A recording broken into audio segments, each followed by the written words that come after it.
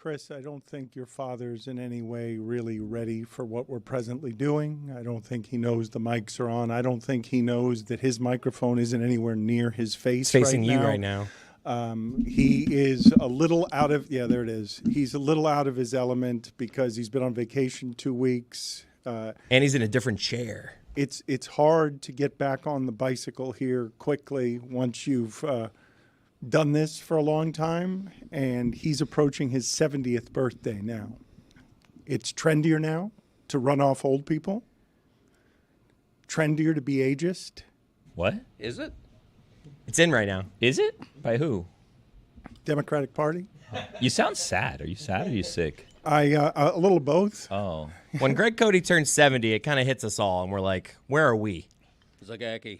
Well, one of the things that I'm having some trouble with today is that I think I've come to the conclusion, and it's hard to come to this conclusion right now after we're almost doing this 20 years. 20 years in September. We got a whole bunch of big celebration stuff planned for 20 official years. Wow, congrats. Well, but I don't feel very much through the sad sickness of feeling like this is too lax of an environment.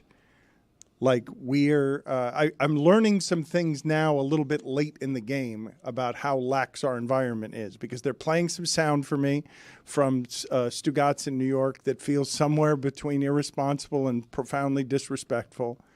And Greg Cody is now back, Chris. I'd like all of you to weigh in on this.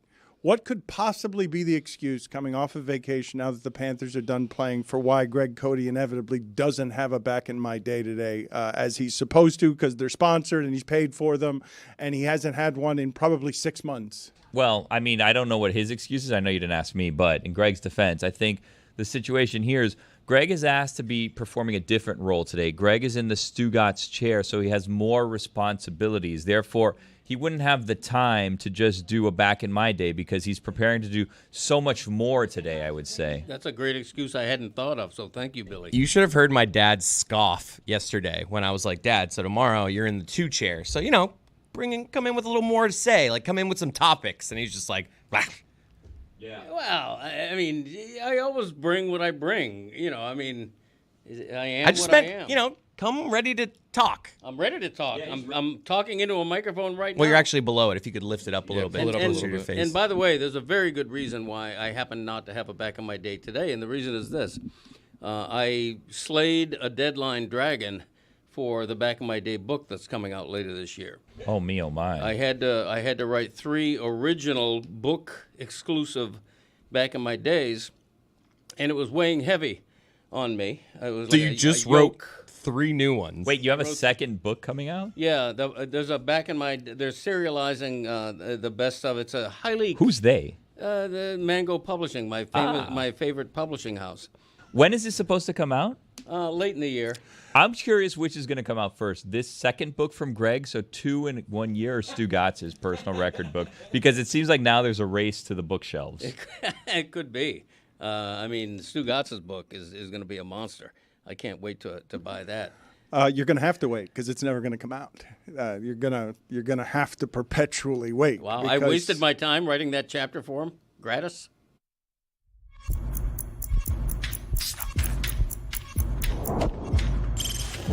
Stop that. Stop that. Stop that. Yeah, I hear him chatting the noise. Move too quick, can't stop for the talking. I hear him chat with the walking.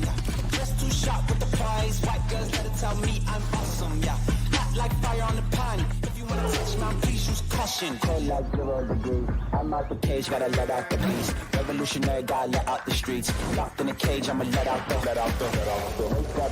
sheets. We came for one man, forget my peace. We take the west side, take on the east. I'ma put him in a cage, never let out the. I hear him chatting the noise. Move too quick, can't stop for the talking. I hear him chat with the boys. Man so tough, but man's keep walking. Yeah, just too sharp with the prize. White girls, let it tell me I'm awesome. Yeah, hot like fire on the pan. If you wanna touch me, please use caution. Stop that. Stop that. Stop that. I'm pretty sure we're going to make it successfully to our 20th anniversary in September. I'm making no promises after that. You laugh, Chris Cody, but I'm worried about the general corrosive malaise of Greg Cody is being paid to do his job here, but he's too busy with side projects doing fresh material to make side money. Stugotz is being paid this week to be here, but he's too busy. He's advertising himself. He's gone full prostitute. He's gone, I'm in a contract year. I'm available to anyone who will take me, who wants to pay me, not noticing that it's a terrible shrinking media market, not noticing that there are no jobs. Maybe he is noticing, and that's why he's trying to get ahead of it. Well, there aren't any jobs in New York for him. He already tried that. Wow. They call them sex workers now, by the way. Not prostitutes. Well, you're slut shaming. No, I'm calling that a prostitute. I'm not calling anyone else a prostitute. I'm calling Stugotz a prostitute. What is the sound that you have of Stugotz on Boomer and Geo? I feel for anybody during these months that is used to a familiar thing and now gets stuck with the guest hosts. Whenever Colin Cowherd goes on vacation and then it's just lonely Jason McIntyre scared as a deer in headlights. I have a couple options for you. He does have that kind of my face. God. I see him on mute, and he's like, it's all too much for me. It's all too much. I have a couple choices for you. I have Stugotz being gross and fishing for a new contract, and I have a montage of his fake laugh. Which of those two do you guys want first? both good. Seems like Jessica was most titillated by the fake laugh. How much fake laugh do you have there? This is just from one segment. I have 17 seconds of just a montage of him fake laughing. Okay, do we know what the subject matter is? That I don't think it matters. Okay. I hate this. What? Well, this is a special nightmare for you because how much of this do you edit out of God Bless Football? Well, I have to do a lot, and I mean, not to point fingers, but you guys tanked Stupidity after you played this because then everyone was just paying attention to the fake laughter, and no one could listen to anything else. Like, it was sabotage is what happened once we aired this, and every time we do it, is just sabotaging our own shows again and again. If you guys want to do a show of Stugotz's laziest crutches, because That's the opposite of what I'm saying. The fake laugh is up there, but him just using the bridge of I understand when he's not retaining anything that would require understanding, just saying I understand to get to whatever his next point is on not having understood the previous thing that was said. But go ahead, play the fake laugh to the tank Stupidity. I'm everything. You're like he does the warm up. I don't like Stugotz from 10 years ago. Thunder. Okay. In that way. No problem. Going to go out of his way. One segment. That's a week's worth of fake laughing right there. One segment. He's out of his element. He's got to ease in. He needs like the pacifier to comfort himself and the host around him. The thing that works universally if you're going to be a chummy liar at a time that shamelessness is in is try to make people think they're funnier than they actually are. It's worked with me for 20 years as his cohort. He's made me feel funnier than I actually am and emboldened me to great heights. I don't understand though why Greg Cody doesn't have his Back in My Day. I don't like. You've had vacation. You've had the Panther playoff run is now plenty over. Yeah, I had You're vacation. paid for it. You think I'm writing a Back in My Day on vacation? You did just say that you wrote 3 fresh ones for the book. I had a deadline. I slayed the deadline. Why can't you dragon. read one of those? I mean, it's slayed your the book. deadline dragon. Shouldn't you have control over what is secret and what is exclusive to the I book? signed a contract to write 3 book exclusive Back in My Days. You signed a contract here to have a Tuesday Back in My Day that was sponsored. That was also a contract that you signed. Who's sponsoring them? Chris is onto something. If Greg's my money at? sitting in the Stugotz chair, he should have to do weekend observations, not Back in My Day. That's a So I'm good excited point. for that segment Yeah, later. give them to me. I'll read them.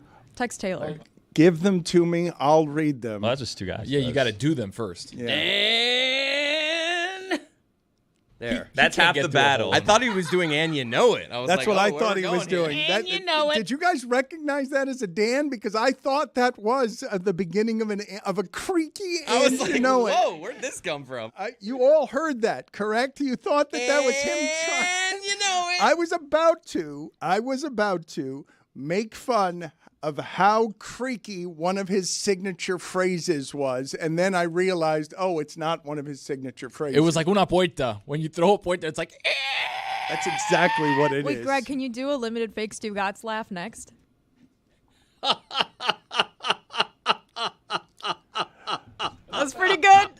not bad. Just a fake laugh. I know, you It got to be sounds like careful. Stugotz's. He's going to be so winded at the end of this. Take a breath. He's going to start coughing. Oh, this is a bad thing that we've done here.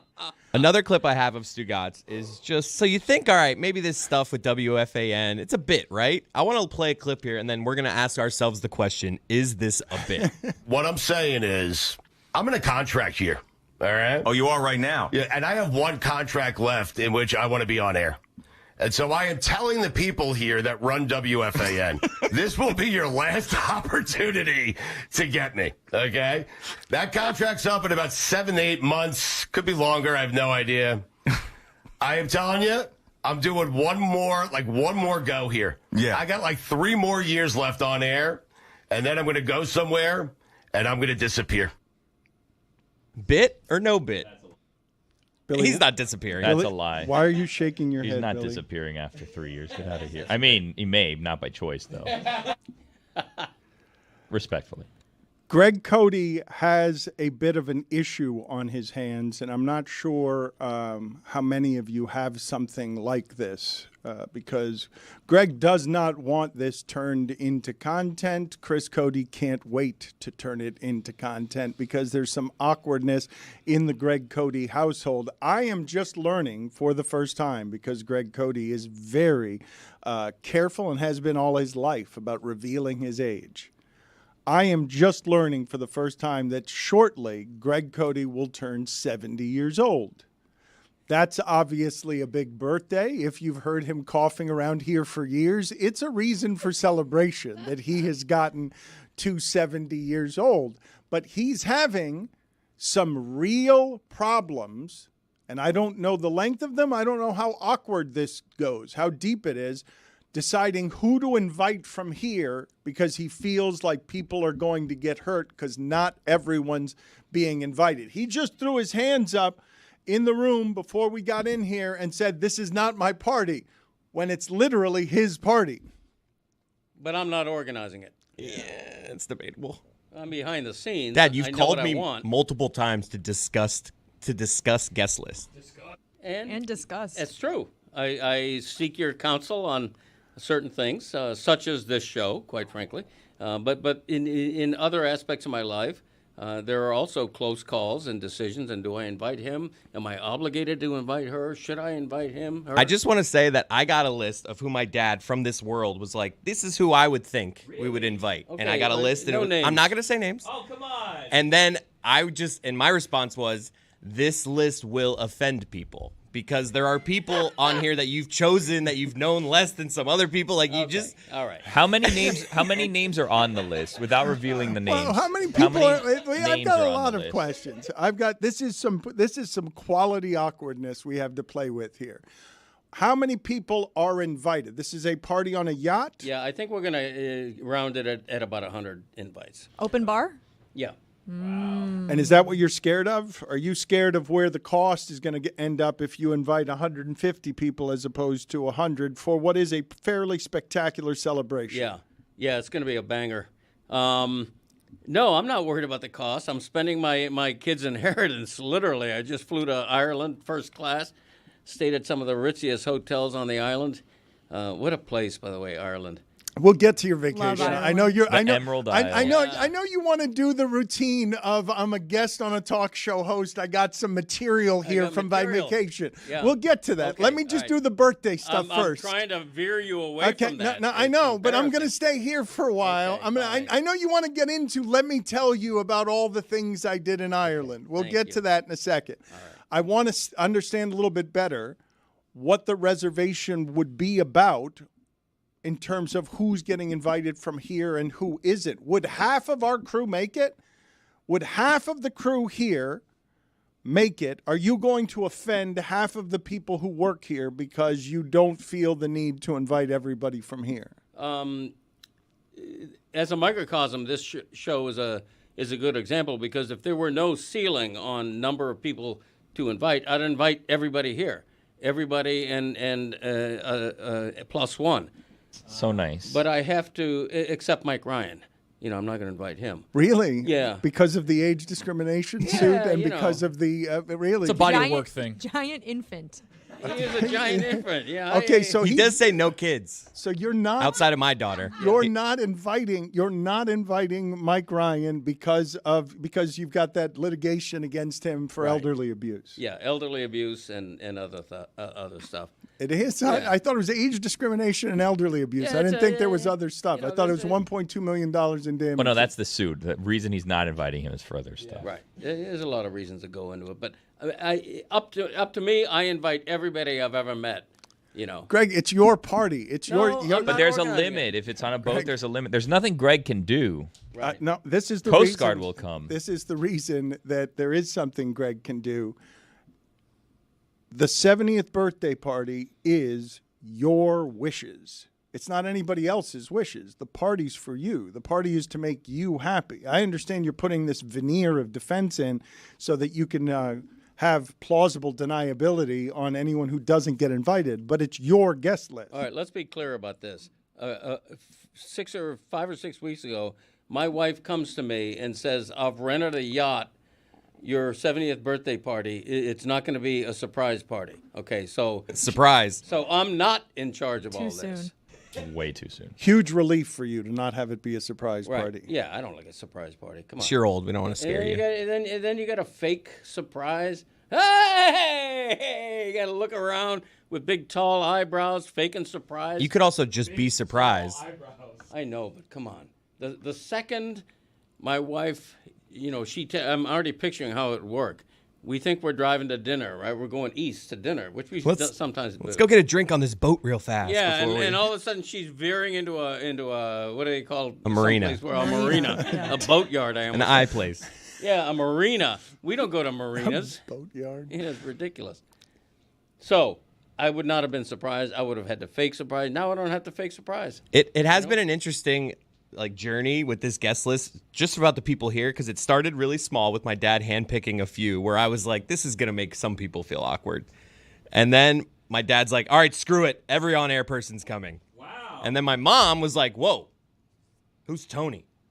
I'm just kidding. No, I'm making a joke, but my mom was just like, well, we can't have everybody go. Okay. It was silent back here. What day is that? But to be fair, there's, She did not say who's Tony for the there's record. certain people that if you invite one, you have to invite the other. Like if you invite Tony, then you have to invite, Chris Chris obviously is going, but Roy has to go. And then if you invite Roy, then this person has to go. If you invite Jeremy, he's part of the Hee Haw 3. Now does Yeti have to go? I mean, Yeti should be there. Yeti will be there, invited or not. In a working capacity. Dad, can I just unveil who was on your original list? No. Please. No. Yes. Please. I Hey, give Dad, you it's not going to permission. offend any. Okay, how about this? Let's play a game. Is anyone that is here in this room today not on that original list? Yes. Okay. Is No, any because of he those people started speaking small. right now wearing a white hat? I'm going to say started very small. I started with Dan and Stugotz, if we're being truthful, because I had no idea. My wife's inviting half of her law firm. Okay, that was another thing. I see my mom's list, and I'm like, what is Selfish this, my move. mom's right. party? It's my party, but there's going to be a bunch of lawyers there. She is paying for the yacht. Probably litigating everything. Everybody takes a slip and fall at my party, and I'm screwed. Exactly right. Somebody falls overboard, all of a sudden I'm being sued. Mom's a defense attorney. Yeah, that's a good point. She would defend the boat. That's true. She's encouraging people to That's a slip good and point. fall. I'm just making She's spilling water. I'm just making stereotypes about lawyers. Don't Why? mind me. Wait a minute. I'm fine not being invited, Greg, if that puts you in a better spot. No. I'm okay with that. No, but I'm being truthful when I say my starting point was Dan and Stugotz. And Roy and Juju. It's not true. He's really mad at you. Checkmated Okay, him there. we've gotten Okay, here. I don't want to get into any details about who isn't invited. The new me says everybody's welcome, and not just on-air people. I love the off-air people. Sounds like old you only said 4 people were allowed to come. 2, actually. Well, 2. but no kids except Graceland, my beloved granddaughter. But if you invite Roy, then you have to invite Billy, obviously. So then if you I'm invite fine- Billy, I'm are you fine gonna invite not Tony? going. No. I knew that no one would be offended, but I was just like, if Mike and Billy, if we're going just on time. fine not going. Okay, the point is, I don't want to offend anybody. I want people who want to come to my party to come to my party. If I invite you and you can't make it, or you're making some lame excuse why you can't make it, perfectly fine as well. But this is the stress of throwing a fairly major party is all these decisions, and it's not just this show. It's like Herald people. Who do I invite? People from my distant past. who I Will hardly Dave see. Hyde get an invite? Distant relatives. I mean, do I invite one nephew but not the other? How No. can you do that? You Invite can't both do that. nephews. Yeah, you have to do that. So Your wife is being gluttonous about inviting people from her work to your thing just because she's paying for it. I don't know how she's getting like 20% of the gift on what is your birthday, whether she's paying for it or not. you're not lying. She's taking advantage of the situation. Like, a party? You can invite all my friends. But should she have to cut someone off her list for like Mike Fuentes? Like I mean, In fairness, most of the people from her law firm that she's inviting, I know. Most. Because we've socialized and with them. Mike Fuentes did save your life once, so point in his favor. And if you invite Rory, you do have to invite David Dwork. It's just kind of part of the deal. I've got True. And Rose. Rose. That ain't happening. To play what the puck. I've got a rule on if you're somebody who's going to be at my party who I don't know, you have to be a +1. It can't be anybody else because someone else is sneaking in someone I don't know. Mm-hmm. The idea that they're mostly people from your wife's work that you know, but there will be somebody from your 70th birthday party who works for your wife who is only there because your wife's paying for that party, that doesn't feel like it's a part of your gift anymore.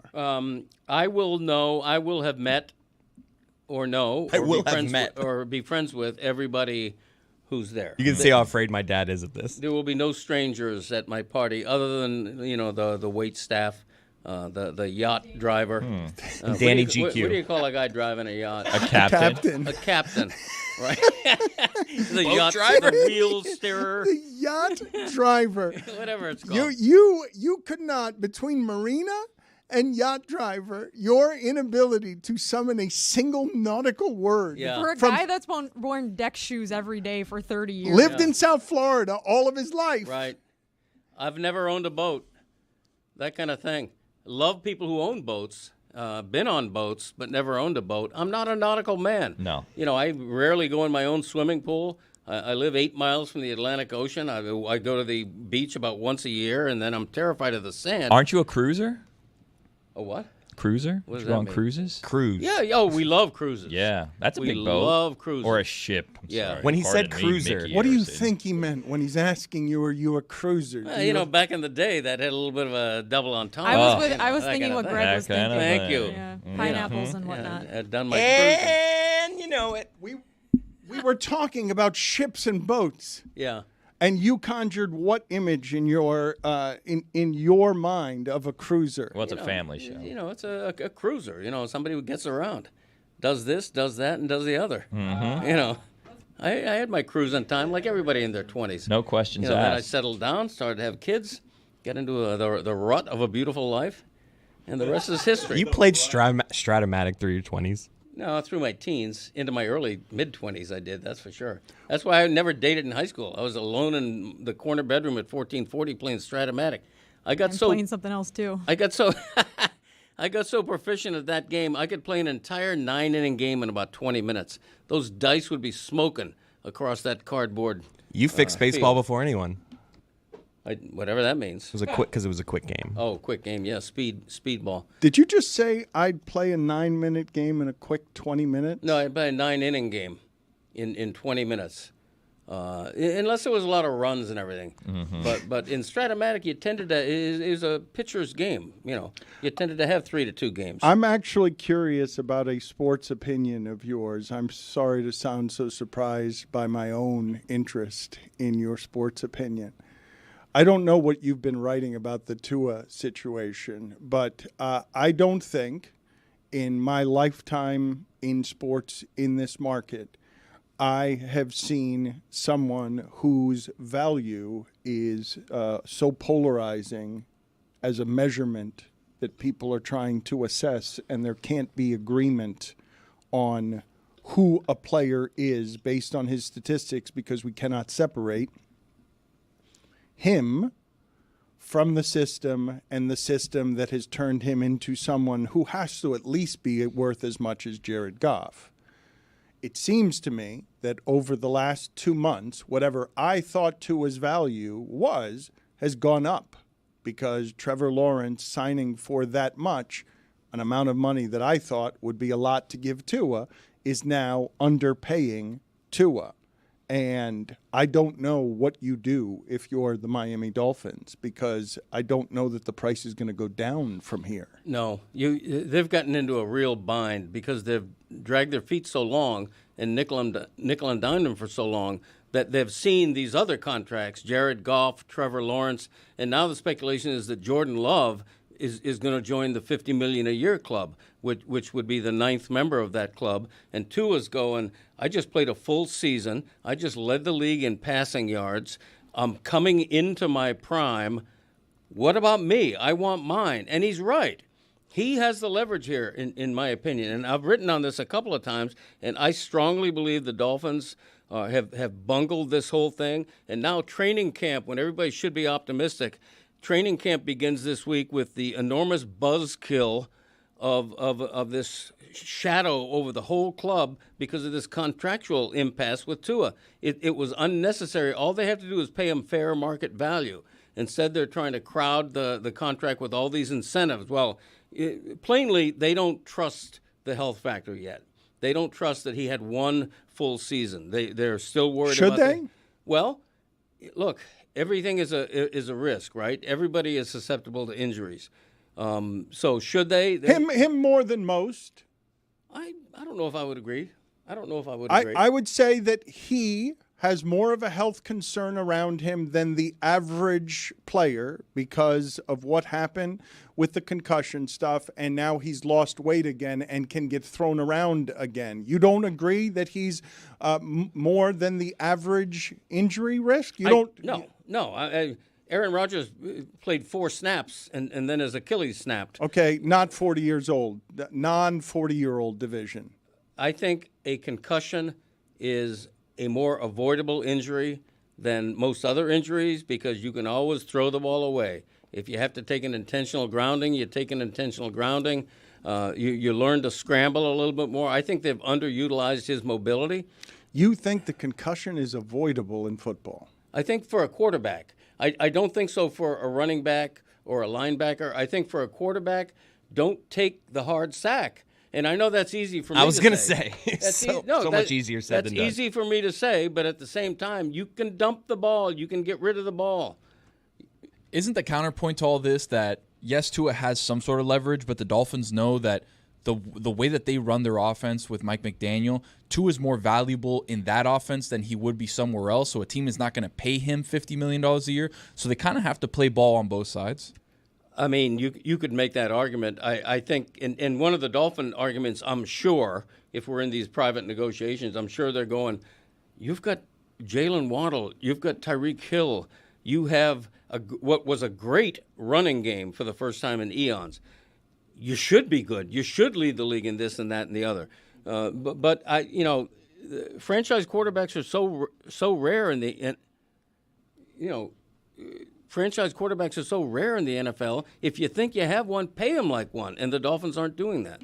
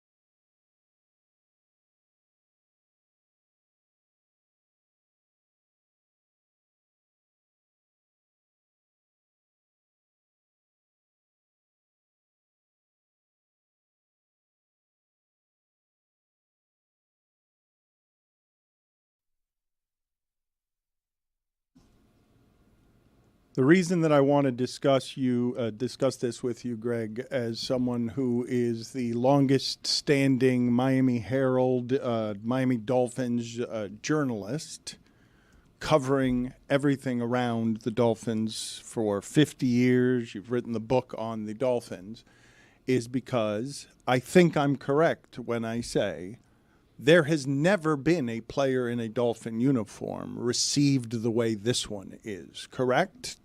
I don't even know who you'd put second place, whether it would be Ricky Williams, who else you would choose as a figure that the people who will defend him most ardently, so that the people who are critical of him because they have trouble measuring what his value really is outside of what the Dolphins provide for him. I don't think I've ever seen a player play for the Dolphins who has this kind of swirl around him. I agree. I think he's been disrespected his entire professional career. Okay, he gets drafted 5th overall, and the immediate reaction of so many is, they should have taken Justin Herbert, who went 6th. His rookie year is barely over, and there's all this more than speculation. They're going after Deshaun Watson. Okay, they have a sitting rookie first-round quarterback. They're going after Deshaun Watson. That doesn't work out. Then they're going after Tom Brady, okay, to the degree that they get fined a first-round draft pick for the skullduggery of trying to meet with Brady on a yacht and replace Tua again. Okay, and then there's all the justifiable concussion issues and people wondering, is he healthy enough? Yeah, he's good when healthy, but is he ever going to be healthy? He's had to prove stuff his entire career. Finally, last year, he proves it all. He plays all 17 games. He has a great season. He leads the league in passing yards, and now he's got to fight for his pay. Now he's got to fight to be thought of as an elite quarterback, as a quarterback that you pay $50 million a year, because that has become fair market value. So Tua has never been respected like he should be as a Miami Dolphin, and they're still disrespecting him by making him twist in the wind and fight for his money as training camp is starting. Juju, put it on the poll, please, at Le Batard Show. Do you know anyone who has used the word skullduggery in casual conversation? I want to get back to what it is that Tony said about this, because I do believe we'd also get agreement on this, no matter how much of a Tua homer you are. If he went out right now into the free agent market, he doesn't get that contract he's looking for, does he? Does the league believe that he can do what he did with the Dolphins without Waddle and Tyreek Hill and McDaniel? The answer to my question is no, correct? He doesn't get $55 million a year from somebody who just needs a quarterback. If you take him to Pittsburgh, let's say Justin Fields and Russell Wilson aren't there, with an offensive coordinator like Arthur Smith, who's not going to maximize his value in the way that they do with the quick passing game, what are you going to do with Tua just handing the ball off to somebody? That is what the Dolphins are doing, right? When you say they've botched it, they obviously, are in undisputably win-now mode with the way their contracts are structured. Mm-hmm. The window closed on when it is you have to maximize these things is when you have the quarterback at value. So we're at maximum win now with the quarterback. They've decided not to pay him. Why? Well, they have him at value this year. They have him this year at like $23 million, which is a bargain for what he's just done last season. And their risk is that you're right, is that he's going to become a free agent a year from now, and all of a sudden it's going to be a splash of water in his face. Look, Tua, you're not as valuable elsewhere as you are here. Well, let's compare it to the Stugotz situation, shall we? Good analogy. Yeah, well, perfect. I mean, he's not as valuable anywhere as he is here, which is why we pay him more than anybody else, I would assume, would pay him. Okay, but maybe he thinks differently. Maybe he thinks differently. Of course. And then we'll all find out together. Right. Yeah, as Tua will, if they don't extend him right now, which I still think there's a chance they will, although supposedly the Packers are closer with Jordan Love than the Dolphins are with Tua. So, we don't know. He should hold out. He should pull a Jordan Love and hold out. Let me just the reason I'm asking the questions the way that I'm asking them, have the Dolphins, you believe the Dolphins have a good football team this year, correct? You believe this even though they haven't made They haven't won a playoff game in 23 years. Right. That's the irony, is that the Dolphins have been pretty good for 4 years in a row. They've had 4 winning seasons in a row. The last 2 have been in the playoffs. But inexcusably, they haven't won a playoff game. But you since the believe 2000 that they're season. good this year. I think they're good. I don't know that they're Chiefs good, Super Bowl good, but I think they're good. They're not Chiefs good, but that's okay. Nobody's Chiefs good. You believe that they're good this year, so you therefore believe that their management team has done a good job. You trust how it is that this management team has built this team for now, correct? You trust the leadership of this team more than you have since when? I think Chris Greer has established himself. I think he's a good general manager. I love the deal they gave to Jalen Waddle because they know that they're going to have Jalen Waddle a lot longer than they're going to have Tyreek Hill, and they need a number 1 receiver, which Waddle is. But, you know, they let a starting guard go to the Raiders. They didn't spend for him. But if you're going to overspend... Defensive lineman went to the Raiders. If you're going to overspend for anybody, overspend on your most valuable player, on your most essential player. Yes, I think the Dolphins are really good, playoff good. Not without Tua, they're not, and maybe not with an upset Tua who feels like he's been disrespected and undervalued. Greg, the reason I ask you all of the questions that I'm asking you is because obviously all of this is subjective. Obviously, we all love to play fantasy general manager. Obviously, on something that's subjective, it's great fun. None of us will be wrong now on whatever our opinion is on this. But the person who is most invested in making these decisions correctly, the people who are most invested in that, they are telling you that's not what he's worth. Mm-hmm. And fans, what they're doing is paying those people for that judgment. Right. That's what the area of expertise is. Properly assign the value to these people on something that's subjective. And they're telling us he's not worth that. That's what they're telling us. Right. You're taking it as insult. Why can't it just be that that's their assessment? It's not that the market says he's worth that. They don't think that he's worth that. Okay. And yes, they risk insulting a popular player. They risk bothering a fan base that just wants a quarterback no matter what. But they're not doing it because they're cheap. Right. You're right. And they have a right to do that, but they're also not infallible. You know, you judge a general manager on every decision he makes. In this case, they're nickel and diming their most important player. Okay. And in the long run, whether you give him $51 million a season or whether you're holding out for $44 million plus extra incentives, very little difference. Very little difference in the long run. You've also seen what the team looks like without Tua playing quarterback. And Tua, I mean, you guys could correct me on this. When's the last time the Dolphins made it to back-to-back playoffs? Yeah, it's been a long time.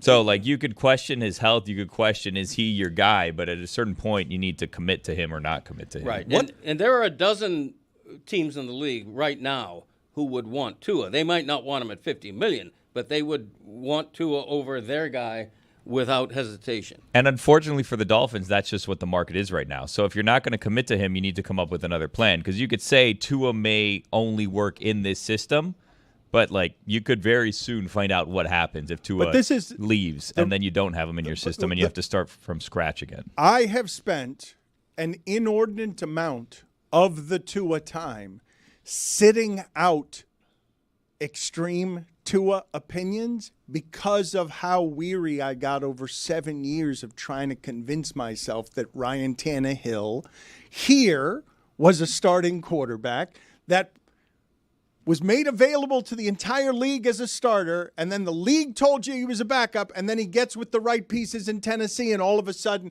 he's signing a next contract. So you have not heard over the time that there's been these wild fluctuations, because Cody misremembers.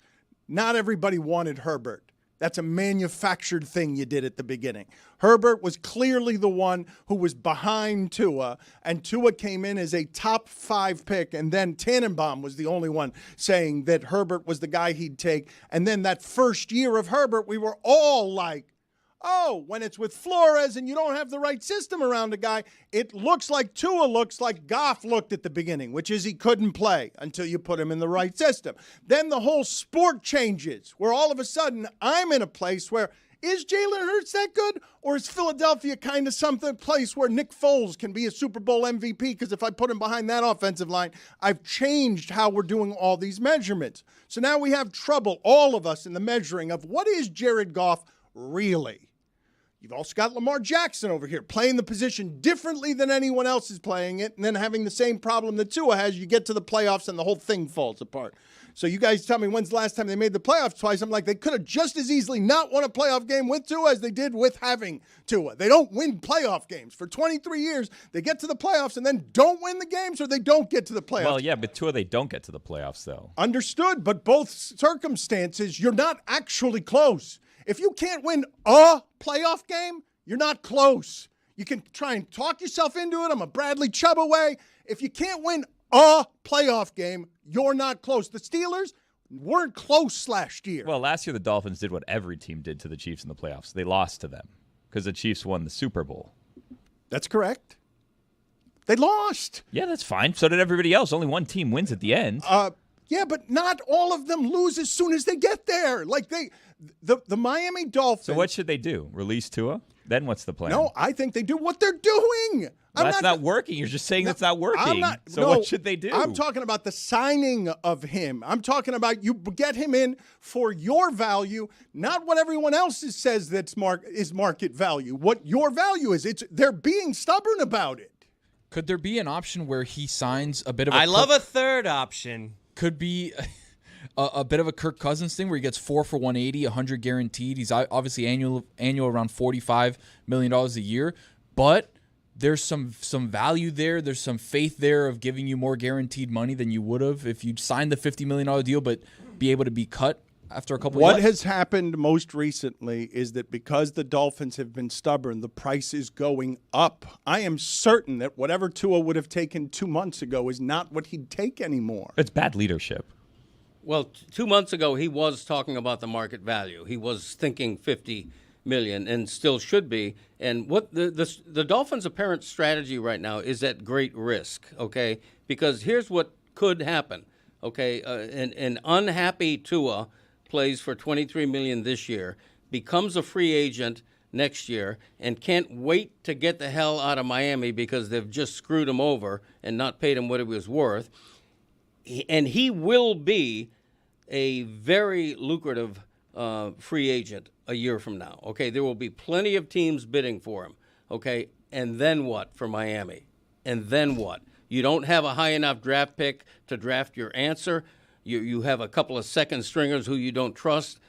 All of a sudden, the team that let its franchise quarterback go is, I almost said the F word, they're screwed. Maybe Mike McDaniel feels like he controls all of this, and he's like, okay, Tua, you think you're worth 50?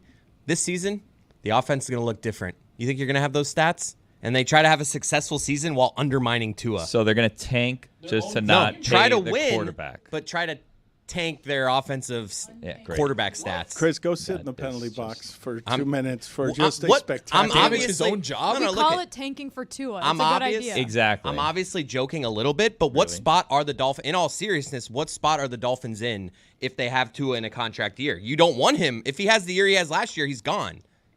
No, you can sign him. The problem is the indecision is making the price go up. Every day that they wait and don't sign him, he costs them more and more and more than had they done this a month ago, a year ago, whatever. So at a certain point, they need to make a decision on him because they're going to price themselves out. If they think he's too expensive now, a year from now, what is he going to be? It's not going to go down. Correct. This, well, it could if he gets hurt, first of all, which you guys skip right past. And if they undermine him. I mean, but it's the NFL. Anyone can get hurt on any given play. That is correct. But you can't not sign players because they may get hurt one day. Correct. That is also correct. I would say to you that what it is that you guys are presently doing that is the mind bleep of this, and it is why you're stuck in this particular purgatory, is you're saying it's bad leadership because they haven't signed him. And I'm saying the only reason I think they have good leadership because they made him look like that. And I didn't think it was possible. And so we are stuck in between the two things because I don't believe Tua is that good. I believe Tua's been made that good by the circumstances that have surrounded him. And if I were him, and I don't mean it as a slight to say I don't believe he's that good. What I'm saying when I say I don't believe he's that good is best passer in the league. Look at all the numbers. The offensive numbers are off the charts. I don't believe he's that. I believe that is a system product. I believe that he's what Jared Goff is. And if you pay him what Jared Goff got, I would shrug my shoulders and say, okay, fine.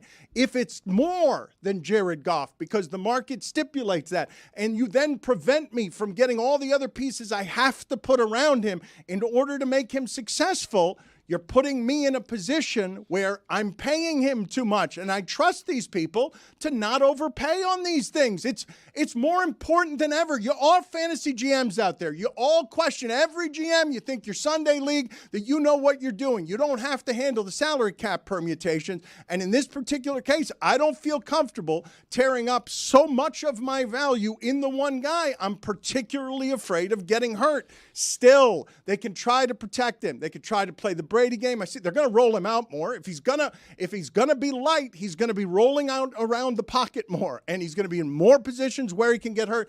I do believe he's more susceptible to injury than the average player. I believe that we spent a year talking about that. It's not saying that is bad leadership because they don't sign him. It's because they keep being in this purgatory position. They don't make a decision one way or another. And like you say, they've surrounded him with all these pieces. Anyone can do it. We saw what happened when he's not there. Anyone can do it. You could find another piece to go in this system, but like he's very much a part of this system and why it has been successful. They're playing to his strengths. They're surrounding pieces around him that he can work with.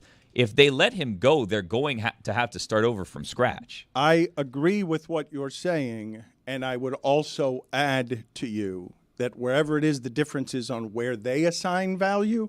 My guess is that Gardner Minshew would put up some decent numbers with this particular offense as well, given that they have a bit of a cheat code. This isn't to say that Gardner Minshew is Tua, but you understand what I'm saying. If they could do it with Tua, they could find a Goff to do it with as well. Like, it's not like we are in agreement that it can't be anybody, but we're in agreement that if I give you one of 15 guys and pay him at value, there are 15 guys who could do it, right? Okay. If one of them is Goff, then it should be noted that Jared Goff is making $53 million a year, the second highest paid player in the history of the NFL at the time he signed that contract. Okay, if he's not that good, and if he's not worth that money, well, guess what? That's the market right now. But that's what the Dolphins have to deal with. Greg, the system indicates he is good enough to make that money, right? Like, they were just in an NFC Championship game. And they were playing very well, and like he's kind of turned the tide. Him and Ben Johnson, the OC, have turned the tide on what this Lions offense is because of Jared Goff's ability to throw into the middle. Right. If they offered Tua a Jared Goff contract, I think he would sign it. Oh, of course he would. He's not. They're not getting close to a Goff contract, right, which I think is what the problem is here. Now, the difference between Jared Goff and Tua is Jared Goff got them one game away from the Super Bowl, right, which Tua has not. Right. Trevor Lawrence got paid. You could make an argument, and I would, that Tua is as good or better. Jordan Love, who's really done very little in Green Bay, is about to get his. And Tua's over here going, what about me? When's my payday? And I don't blame him. And the Dolphins have to blink, or else a year from now. Goff has also been in a Super Bowl, and he's won playoff games. But he got that contract because he took them one game away from the Super Bowl. Well, he got that contract because he made it the best Detroit Lions team any of us have ever seen, and sometimes that gets you paid. Tua kind of did that, at least in this generation. The best offense we've seen this century from the Miami Dolphins, right, which is what he's in charge of. Tua also is a victim of the Brian Flores era, right? Because we saw how he looked under Brian Flores and assumed that's who he was. And then when we see how successful he's been now, we assume, well, that's because of Mike McDaniel. And we assume that his success in college was because of Nick Saban. So we have two coaches that we give all of this praise to in terms of their successes in college back with Nick Saban, and now where we have this genius mastermind offensive coach in Mike McDaniel, so we credit him with the success. And then with Brian Flores, we kind of attribute it to, well, Tua sucks, and that's who he actually is. And he's only good because of his coaches, which I don't know if that's fair or not. It was actually pretty funny. I think probably that Greg Cody has been in the Dolphin facilities where this would have taken place. But Brian Flores has these office sort of floor to ceiling glass windows that you could press a button and physically sort of frost them. I've seen those. I wanted to get those for my house. But that was sort of very expensive, I assume. That's what Tua was walking into, though, when the office would go. Like, can you imagine whatever the coldness is when you're not getting along with your coach and a physical frost just goes over the windows because of what Flores had and the sort of separation is the Belichick way. This part, man, as someone who will tell you that I value the small things that make me happy now more than I ever have. The pollution that money can be when you've already found people who believe in you, the way that these people clearly believe in a Tua. They have rehabbed a confidence that Flores could have destroyed during a delicate time, a style of coaching that really runs Belichick right out of the league.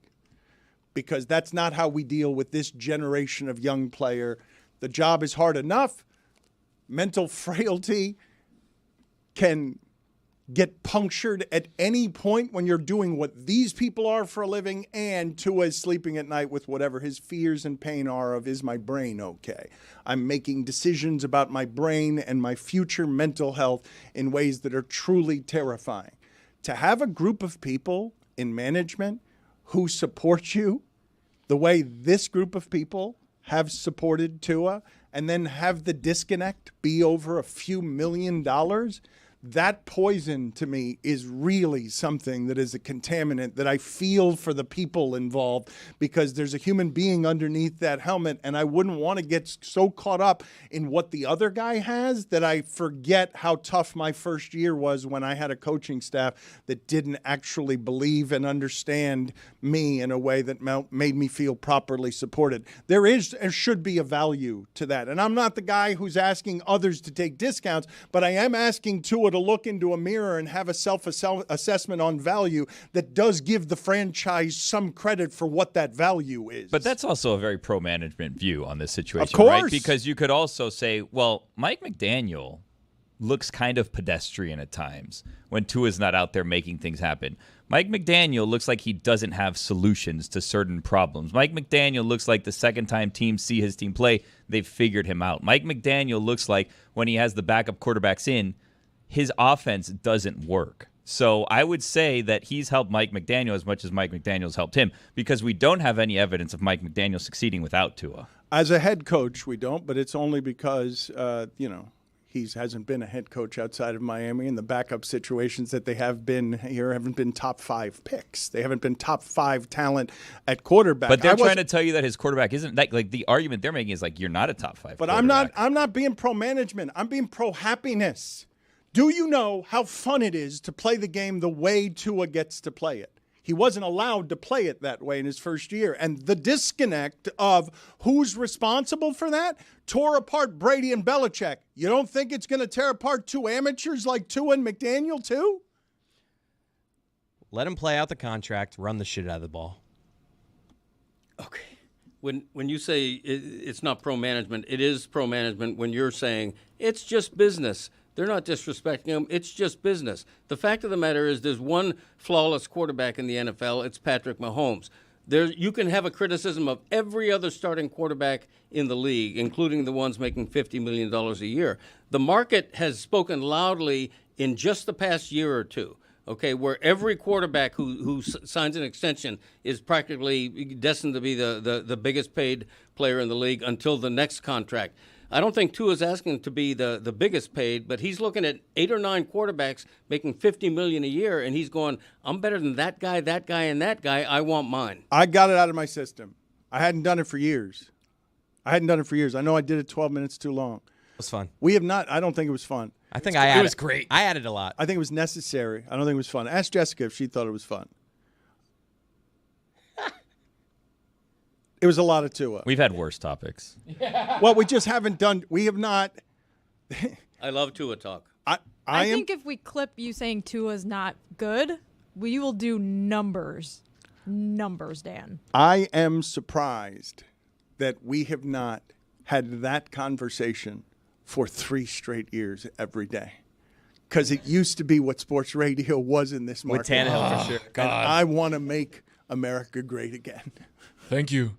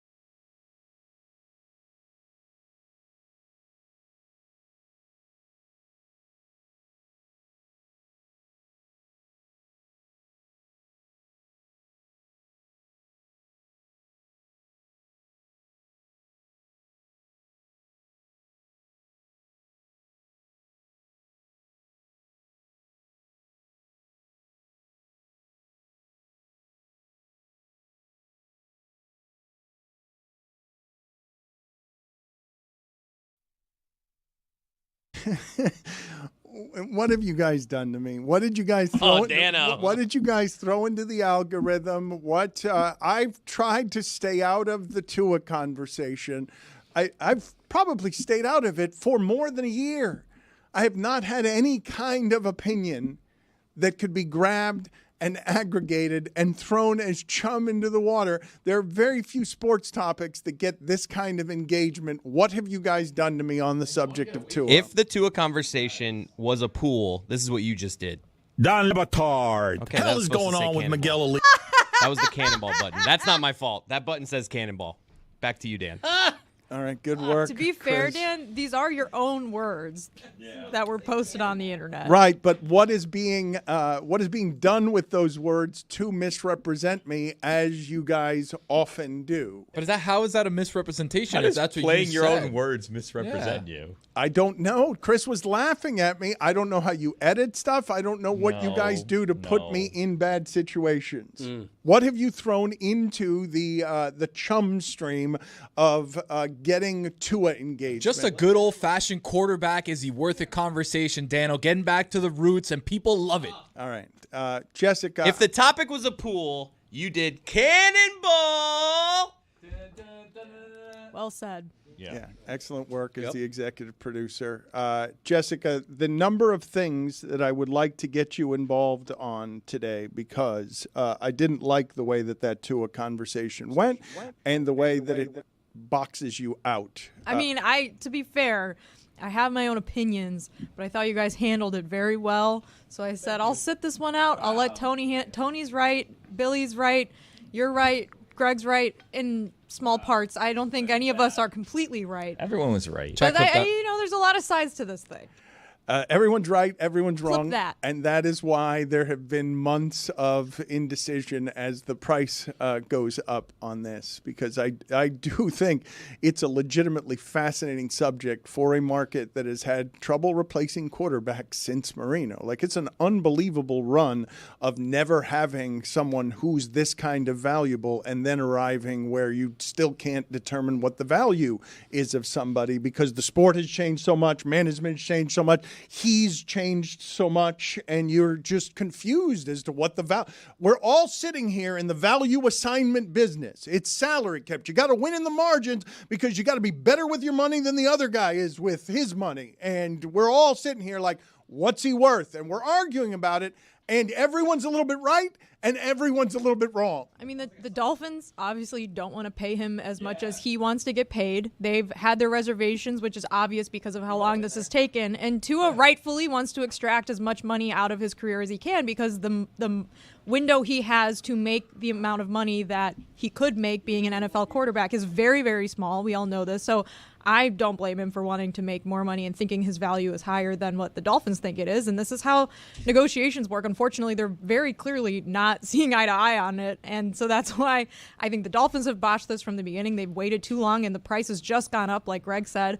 But at the same time, I don't think Tua is wrong for not wanting to budge and sign something that he doesn't think is worth what he's worth a few months ago when the negotiations started. So it's kind of a shit show, to be honest. The other thing that I wanted to bring you in on, because I felt this never happens to me, where I get to see that something on the internet is fake before someone else understands and tells me that something is fake. I'm almost always on the wrong end of that. And I don't know how the rest of you listening to this and in this room grew up with your parents or grandparents chirping about sort of the dangers of propaganda, the dangers of misinformation, the dangers of not being able to have information or information sources you trust, and how corrosive that can be to democracy, to freedom, to confusing and disorienting a public that simply cannot trust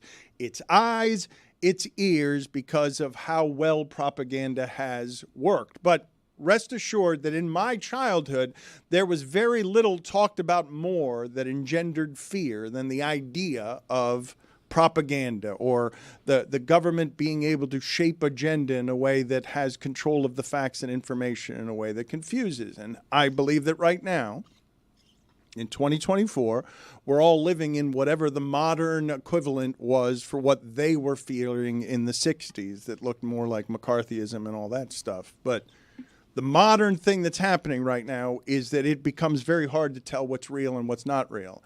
My wife was fooled by an AI video of Mike McDaniel talking about Tyreek Hill and the number of children that Tyreek Hill has had out of wedlock.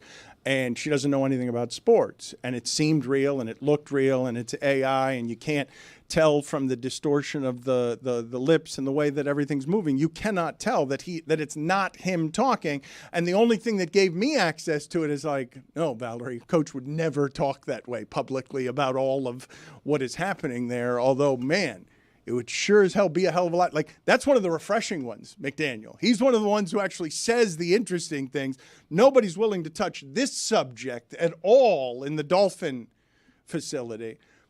But the thing that I wanted to ask the young people here is, are you guys better about not being fooled by all of this stuff? Or do you guys also now get got because it's getting better and better and it's getting more sophisticated about how to fool you? Like AI, I'm getting better at detecting it. I got fooled by Paul Maurice videos were circulating during the Panthers playoffs that were clearly fake. Panthers never won. One or two of them may have got me, but I'm like AI, I'm improving at recognizing it. It's all in the mouth. If you can't really tell what the person's saying via the mouth, you know it's AI. Didn't I do a top 5 list once of like top 5 ways to detect AI videos after there was some Dabo Sweeney video last year that went viral? That was real. That one was real. I know, but anytime I think of Dabo Sweeney, I just think of Tyler. But one of the reasons, I don't remember everything from the top 5, but one of the ways you can tell if it's AI is if the person is saying something that is ridiculous. That is usually the number one tell. There was a Biden one that was making the rounds yesterday and the day before that I was like, clearly AI. No one's being fooled by Wait, Leon you mean Edwards. He didn't say his brain was applesauce in real life? That's crazy. No one is being fooled by Leon Edwards, correct? Ooh, I don't know, Dano. Obviously, I haven't seen it. Let's see this thing. The welterweight champ is fighting this weekend in London, doing training with his coach. All right, looks real so far. Just jogging in a park. Yeah. All right, so far looks real to me. I'll be the judge of this. He's jogging in a park. Pick-up hoops game going on. They throw him the ball. Kicks it one shot. Totally fake. Right into the hoop. Good shot. 100% fake. That's real. Again, this is a left kick that ended Kamaru Usman's run as probably the greatest welterweight that we've seen in a long time. But he's standing at a 3-point line. Someone tosses him the ball, and in the air, he one-time kicks it. Yeah, lovely drop. The length of the court into the other hoop, and that is 1,000% fake. What? I don't know. Strong kick. don't know. So, Dan, this video reminded me of things that I would see in my childhood growing up, usually on commercials from PTI when you were doing them. And I made a top 5 list of the most incredible things that we've seen from back in the day that might have been real or might have been original AI. We don't know yet. Billy, do you remember, because if I remember correctly, one of the first times that I ever saw video of any kind that was meant to purposely distort how good someone was athletically, it was Michael Vick throwing a football out of Okay, hold on. That might be on the list down. Yeah, Okay, all right. Well, but that's the first time I even remember seeing what. Wasn't there a viral commercial campaign that had an assortment of athletes doing? We're getting to it, right, Dano. yeah, Number 5, Chris Chambers catching 3 balls with 2 hands. That's one of them I remember. Yeah. Here we go. He's there. He's like, all right, you guys want to see me catch a football? All right, here we go. He's got his gloves on. He's walking down. Jugs machine's about to throw a ball. He's backwards, by the way. No, he's got his back to Here it. we go. He's not Bam. backwards. He's Bam. got his back to One the more. footballs. Yes, and he catches Bam. 3 footballs with. Yeah, You're that's going to tell me that's not real, Dan? Come on. Give me a What break. year was that?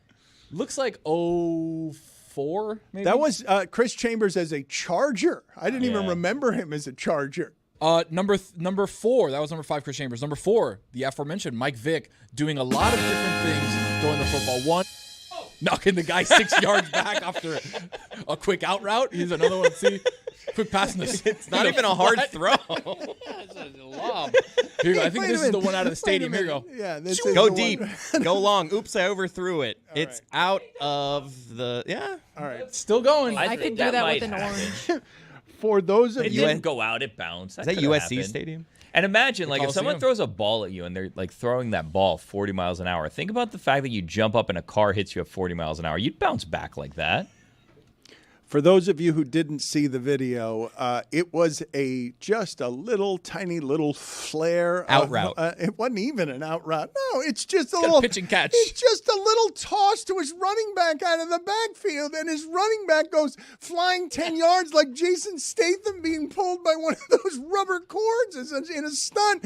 Like it was a 4-yard little toss, and the running back ended up going 7 yards on his back because the ball was allegedly thrown so hard. Every inch matters. You know when they throw in front of the sideline before the game and like the receiver catches it and tosses it to the quarterback? That's what they were doing. It's a check down. Number 3, LeBron James making 5 full court shots in a row, which was incredible. Perfect form, by the way. Regular form. Look at that. About 75 feet. Cash. But are these all commercial campaigns? What? This was viral before viral, a little right? spin turnaround? I don't remember this one actually. Cash. Is this so? This is 2009. So it's sort of He's shooting from the other baseline. Just casually taking Oh, full yeah. court jumpers. incredible. I mean, you're going to tell me that's not real, Dan? Give me a break. It's not real. What's real to me? Number 2, rest in peace, Kobe the Mamba, jumping over a car. That happened. Watch this. Here we go. Kobe's getting ready, shuffling his feet, defensive stance. He's doing the Birdman, shaking the hands. Here we go, defensive stance. On right your on the toes. car. Bam! Nailed it. Jumped over Mercedes-Benz, Dan. I didn't know that wasn't real until right now. That was real. That was real. That's 100% real. Depth perception thing. Did And- Blake Griffin jump over a Kia? That was That also was real. so he fake. did. Was Yeah. that fake also? Jumped He over over like the hood. Yeah, It was the hood. Yeah. And number 1, probably the greatest athletic feat of any century, Lawrence Maroney jumping through both windows of a car. What? Here we go. Look at him. Getting ready. He's got a gearing up ball. here. He looks like he's a running back. He's running, Here we running go, towards a right car. through the- Whoa! No. What are you going to tell me that wasn't real? Jumping through both windows of a GMC. Come on. There is no name in the history of the show that Stugotz has called more often and been told by the person answering the phone that I am getting on a flight right now than Lawrence Maroney.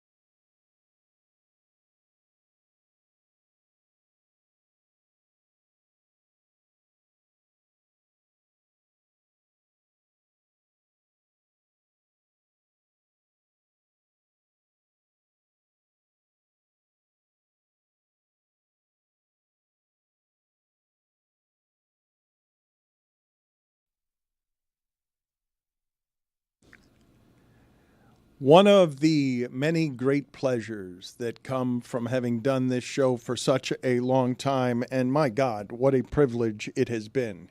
I don't mean to make it sound so past tense, but given what Stugotz is doing these days, I am past tense.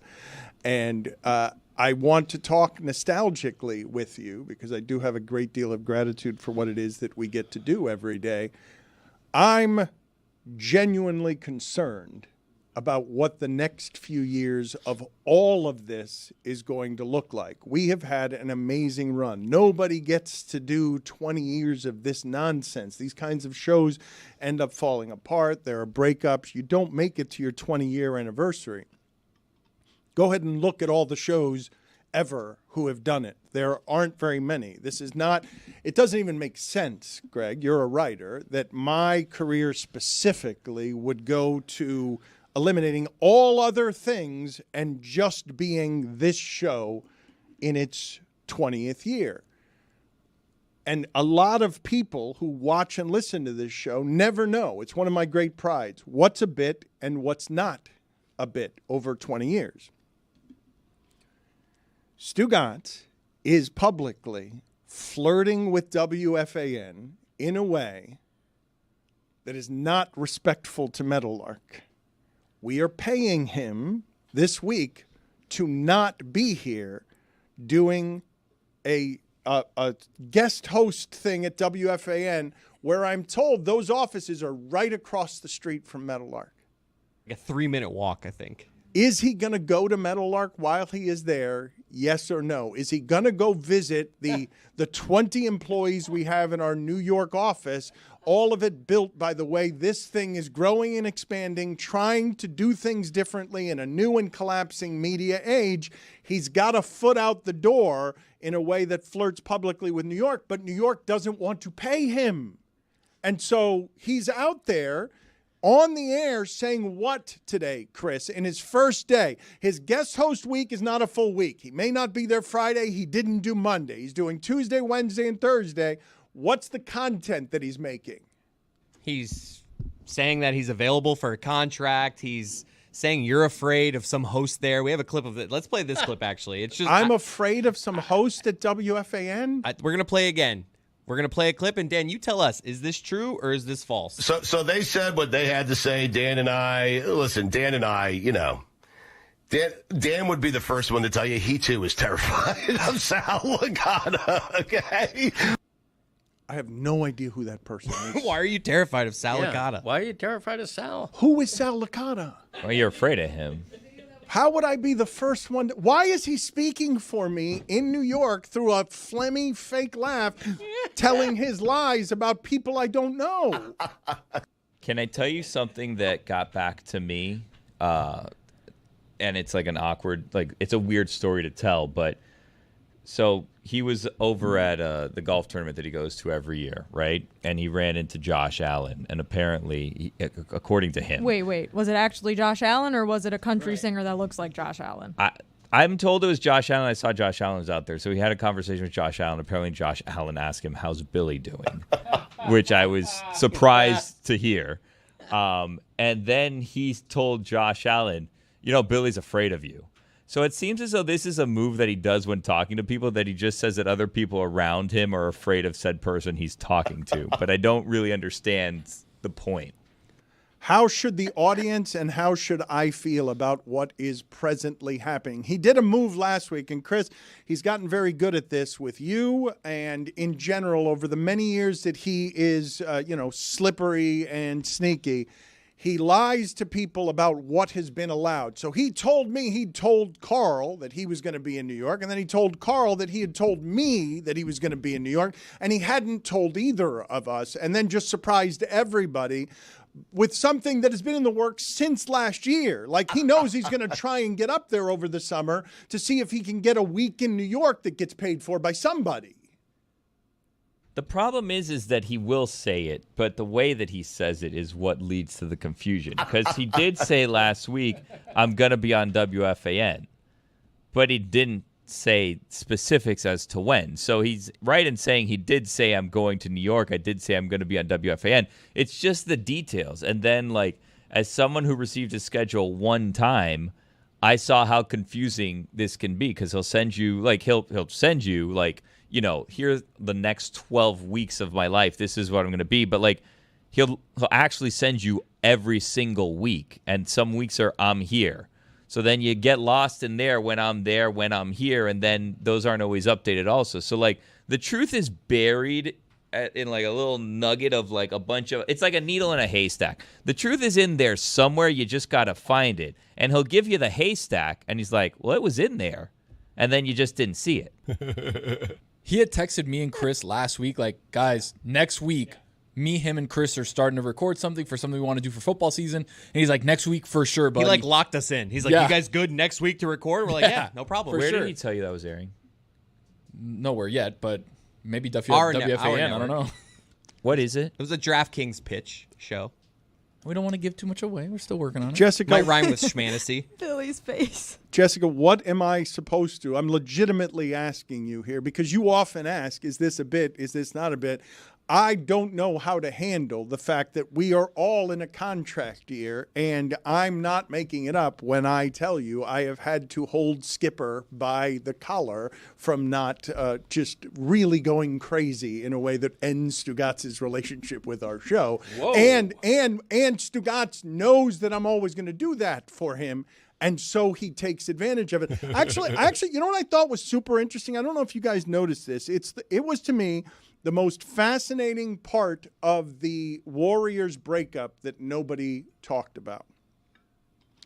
Klay Thompson told Steph Curry, do not go to management and try to get me more money because you, Steph, want me to stay here. I want management to do that without your interference. And I thought that was unbelievably wise, not just proud, but wise, because I have not had the wisdom over 20 years of always having to go in on the back end of negotiations to make employers who will not allow Stugotz to have the leverage over our situation. So I always have to go in and get Stugotz the proper value for Stugotz. And the amount of resentment that has caused over the years that I had no idea would be circling around in the place where you're not being properly respected by your employer, and that's the respect you want. You don't want it from Steph Curry because of how much he values you. You want to get it out of your employer. I was really surprised that Klay Thompson had the wisdom to ask Steph to back off so that they could just break up. Don't you kind of say that, though? Don't you have to say that? I think if you're Klay Thompson, it makes you look nothing but good to say that when even knowing that Steph Curry behind the scenes may say, hey, we need to keep Klay. Let's get this done. But why can't it just be like, why does it have to be nefarious, something that Klay Thompson is doing because he's concerned about how you're going to receive him saying the right thing or the wrong thing when all he's doing is telling somebody who he loves and that they've done amazing things together.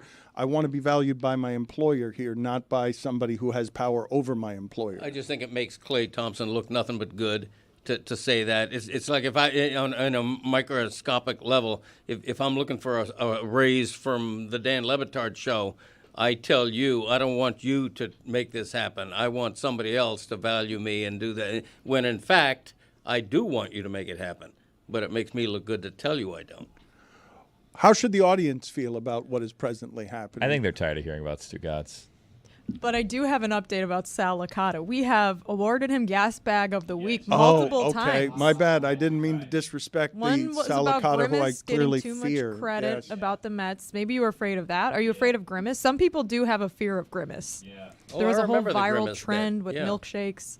The Mets Grimace's stopped birthday. winning now. The Grimace is no longer lucky for the Mets. The Mets have gone back to just being 500 and middling. The other one was about Juan Soto looking for walks, I believe. Yeah. So. Oh yeah. I think you also said that he looks like his co-host and that you couldn't tell the difference between the two of them. They both looked identical. So other than your the words, Grimace I believe, thing, not mine. Not sure where the fear eliciting comes in. I'd be the first to tell you that I fear Sal Licata of WFAN. But thank you for bringing up Juan Soto, because I was watching some Yankee baseball, which was really Rays baseball this weekend, and I saw a whole lot of people in Yankee uniforms who don't belong in Yankee uniforms. But Soto is one of them, and he's great. And Aaron Judge is somehow better. And toward the end of a Rays game where Fairbanks, I don't know, do you follow Pete Fairbanks at all? You have no idea who I'm talking about here, right, Greg? The closer for the Tampa Bay Rays? No. All right, he's an unusual... He could walk in here in uniform, and my dad would be like, who are you? Right, with the name Fairbanks on the back. I still wouldn't know who he is. Yeah, you'd say that's Conor McGregor. Yeah. So Fairbanks is fun to watch because he throws 100 miles an hour. I don't know how anybody hits him, and people do. But he's also an unusual interview. And at the end of that game, they were winning 6-3, and then somebody hits a double, or Soto hit a double, and Aaron Judge is coming up as the tying run. And I guess, was Fairbanks being asked whether they should have put Judge on base because Judge has been such a beast this year that he shouldn't pitch to Judge? I don't want to get confused here. I think it was they're down by 3. Judge hits a double, or Soto hits a double, and now it's the guy was saying, should you have walked Judge? But that would have brought the tying run to the plate. Okay, well, I was watching the game. So here's the situation, right? Fairbanks is leading 6-3 in the ninth. Soto hits a double off of the wall to score a run. It's 6-4, and now Judge is up. And these are the only two guys who can hurt you. Soto and Judge on the Yankees, they're terrifying, the both of them. And so Soto's on second. Judge is batting with the ability to tie the game. And the count goes 3-2. And frankly, as soon as Judge hit it, it ended up being a real high fly ball to center field. But I thought he hit it 500 feet to center field. And I guess they asked Fairbanks, should you have just put Judge on base as the tying run? I think after Soto's double, if Kevin would order a walk to Judge? We want to put the winning run on base? No. We want to bring the winning run up? First base we want to bring the winning run to the plate? It's been done. I trust myself. Okay. Right? I'm going to go try and get the... Wow. It's a funny stare, though. Good answer. You're looking, Tony, like you don't think that is anything other than the common response that you... Normal response from Fairbanks. But and I love the southern twang, too. He's like, you want me to bring the winning run on base? Yeah. Like, what? Well, Aaron Judge is pretty impressive, right? Like it's been done. I trust myself. It's been done this season, hasn't it? Hasn't Ramirez? Didn't they do it with Ramirez in Cleveland with the Guardians? And he said they said it hasn't been done since Barry Bonds, and he says I'm better than Barry Bonds. You want to know a weird baseball thing that happened, and I know this because Mike Scher's a crazy person. He was texting me about it. So yesterday in the Red Sox and Rockies game, they're in extra innings. It's a tie game. The Red Sox score a run in the 10th inning, but it's in Colorado, so the Rockies have a chance to score or whatever. Right? Or actually, no. The Red Sox take a 2-run lead. So they're up 7-5 in the 10th inning, right? That's safe in Colorado. Okay, so the way the extra innings rules work, there's a runner automatically on second base. The Red Sox pitcher intentionally balked so that the runner would go over to third base because they were concerned that he was going to be sending the signs to the hitter. So he intentionally balked. Same at bat, the hitter hits a 2-run homer. Damn it. Intentional balk, tie game. That's not the best of the Fairbanks sound I can play for you because we've been playing Fairbanks sound here. I know that you guys are tired of my Rays coverage, but I just love how goofy this guy is. Pete, just can you kind of run through what was going on in the ninth inning? It looked like maybe you didn't like some of the balls that were coming in. Yeah, they were horrible. You mark that down, all caps for me. Horrible. No excuse, though. Didn't throw strikes, and that's what happens when you don't throw strikes. You get punished for it. So I'd love to see those come out of the humidor tomorrow in a little better shape before they get rubbed up, but that's nobody to blame but myself for not being able to adjust to some of the quality issues. Dry or not smooth, or what was the issue? There was just overall bad. I'm not going to elaborate further than that. They were not uniform from ball to ball, so there's no, dry, smooth, whatever you want to say. Just non-uniform, didn't feel right. It just make it tough for you to grip and kind of get the ball where you want it to go? Yeah, it's tough to throw your slider when the ball goes that way out of your hand, so... The humidor is only in Colorado, right? The humidor for the baseball? No, I think they have them everywhere now. Do they? Yeah, they're Humidor. It's for cigars, not baseballs. Come on. Let me hear some more Fairbanks sound, please. Was it just a matter of command, location, selection, anything specific?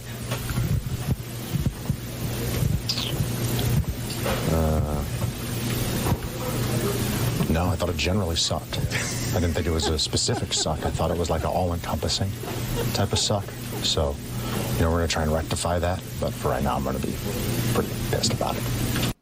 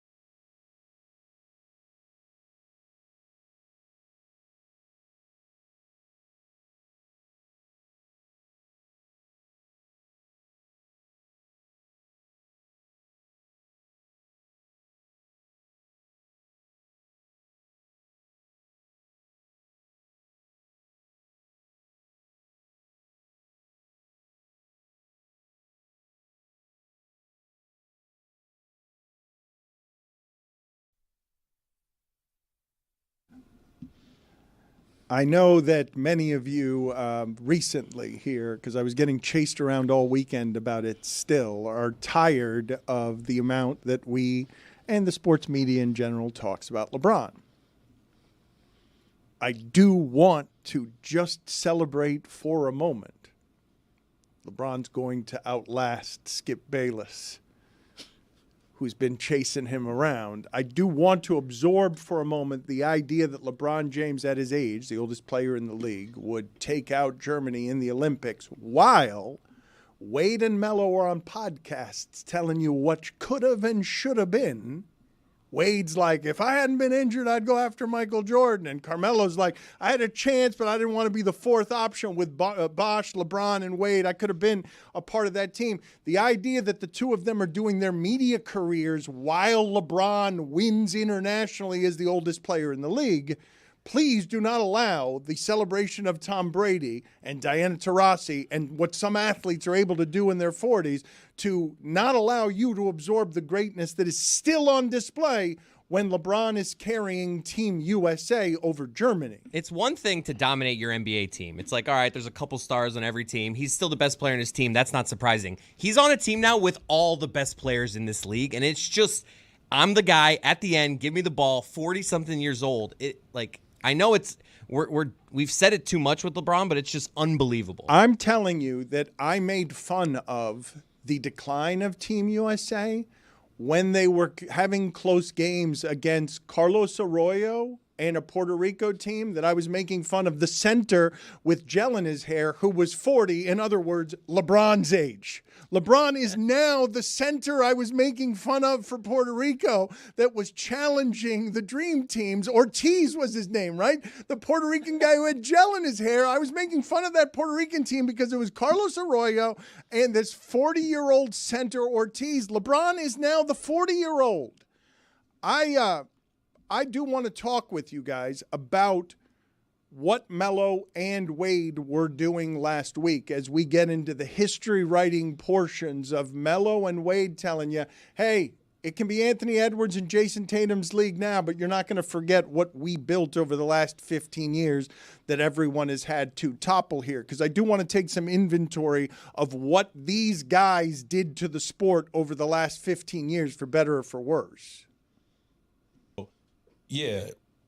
Was it tough as hell? Yeah, it was tough. But also, too, I think I was the perfect person to play that role. It ain't a lot of people that can play that role. Bron is an amazing player, but you got to learn, you got to work around him. Right. And to work with him. And so, as you see, in the first years we were together, we did everything together. Right. We did every interview together, every press conference. Every time you seen him, you seen me. Because we had to be so lockstep, because I knew everybody was going. Nobody wanted it. My team didn't want it. My family didn't want it. They were pissed. Bron team didn't want it. No one wanted that to happen. The game of basketball didn't want it to happen. So I made sure I linked myself with Bron even more, because I knew we had to be so tight, right, or it was going to be a failure. And we didn't want to, and I didn't want to be a part of that. Yeah. And so there we go. Tony, I can't hear your microphone. What are your thoughts, Greg, on the idea that Carmelo was saying in the middle of all of that? Carmelo is saying, I didn't want to be the fourth option with Wade and Bosh, not in my prime, and LeBron. Right.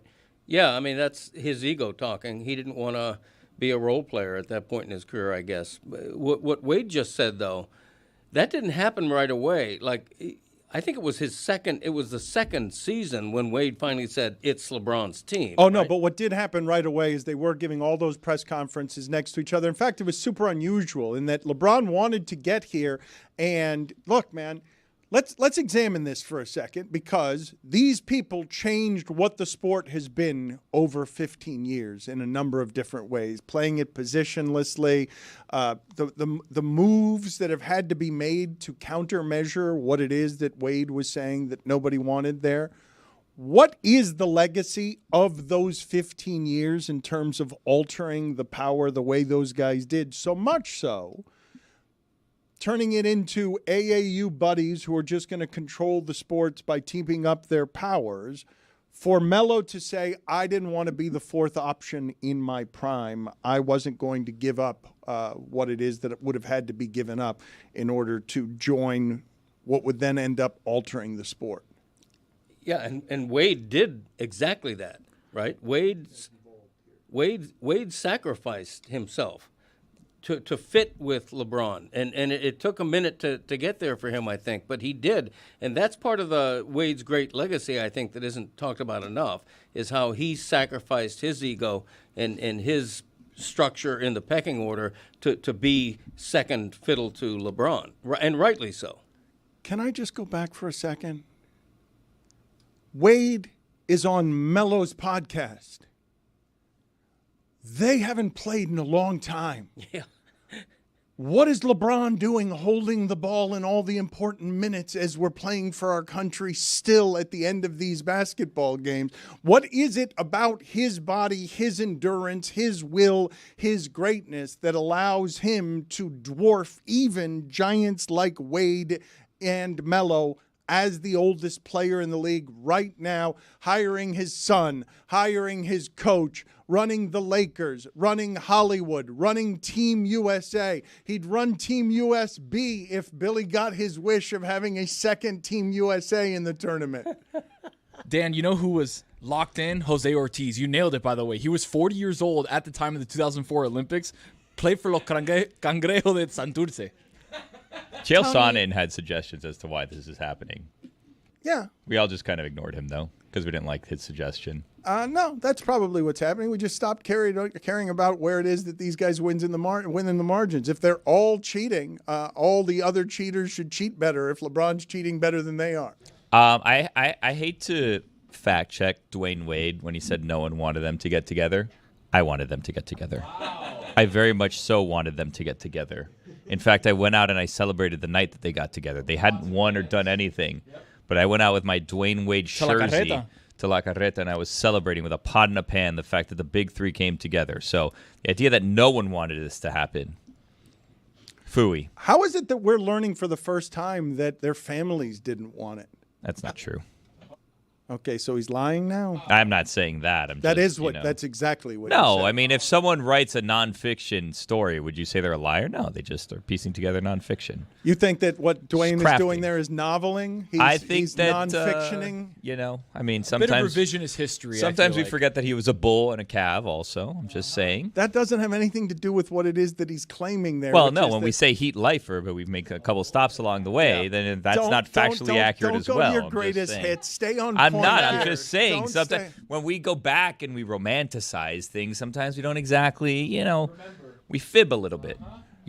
Just stretching the truth. I'm not saying it's a lie. I would never call Flash a liar. I would never do that. I'm just saying sometimes we forget the facts a little bit. When I was growing up, my dad would always, he didn't like lying, obviously, but he found there was like a little white lie he was okay with. But the bigger lies. Give me an example. What is a white lie? Yeah, what's an example?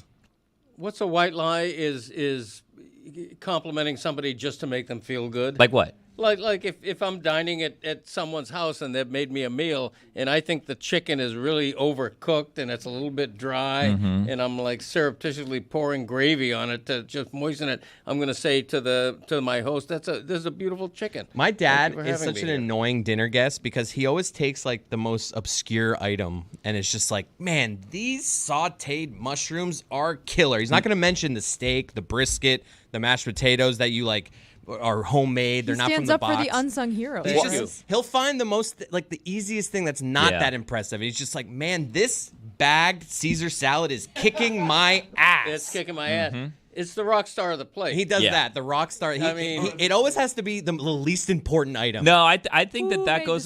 I think that goes along the white lie situation, right? Because he could not like the chicken, but if he compliments something else, he's not telling you he doesn't like the chicken. He's just complimenting you on something else. There's no need to tell someone I don't like this. You just tell them what you like. Yeah. No, that's perfectly. I've named a glass of ice water as the rock star of the plate. Really? It doesn't even have to be something eaten with a fork. You know, another thing my dad does annoying. If like, let's say a restaurant has like, it's like homemade like hot sauce, before the food comes, he takes the hot sauce, he pours it into his hand, and he just like eats it like a shot of the hot sauce. I love In his that. hand? Yeah. Oh, yeah. In like the center of his hand. Like Yeah. you think maybe he'd go on a Do finger. you wash or your something. hands after you touch the menu or not?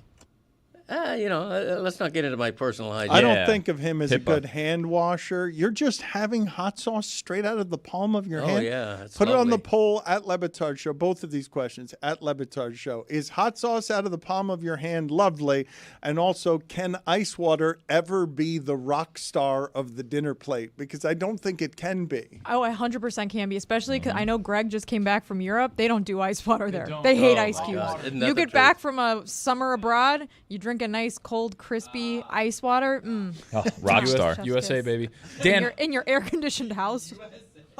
one more thing about Jose Ortiz. He was not only the captain of the Puerto Rican national team, he's the same age as my dad. I know. He was, He was born in 1963. Yes, I know. It was ridiculous. The Team USA was struggling against Ortiz. And now we've got our own Ortiz, and it's LeBron. Ice water cannot be the rock star, rock of star. the Sure it table. can. It Yeah, it can't can. be. Can, yeah. No, it's not. No. We don't even have rock stars anymore. There are no rock stars.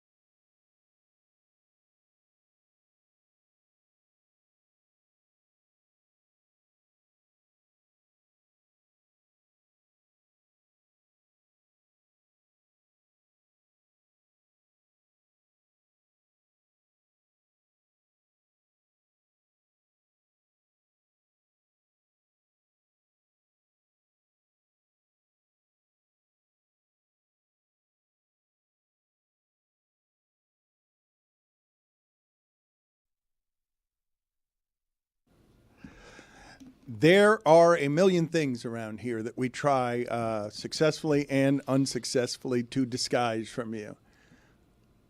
The number of technical difficulties that we are having today that I don't think we've masked very well, but perhaps we've masked better than I think in terms of microphones not working at the right time, people not being able to hear me, everything being just a note off. Is it possible that Stugotz knew only 2 microphones in that studio were going to work, so he went to New York to get a microphone that worked, and Greg is sitting in his chair because Greg's microphone doesn't work? You've told me that people are tired of the Stugotz is out content. You just got done telling me that, and then this is your move. No, This but is we're what not doing you that do. content. I'm just asking. I'm just explaining to. I'm trying to look. I'm taking everybody behind the fourth wall because you brought us behind the fourth wall, and there's technical issues, and that's just one of them.